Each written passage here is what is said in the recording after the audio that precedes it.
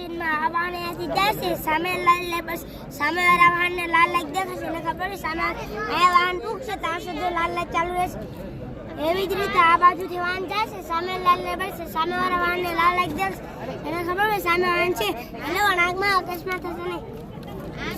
પૂરનું પાણી અહીંયાથી જાય છે રસ્તા પર વધારે ભરાશે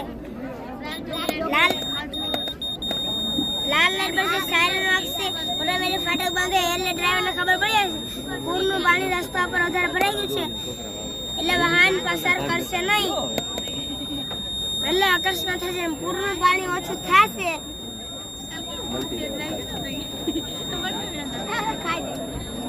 જો સાહેબ પૂરનું પાણી ઓછું થશે ઓટોમેટિક ફાટક ખુલી જશે એટલે રસ્તો ચાલુ થઈ જશે ઉતારો વિડિયો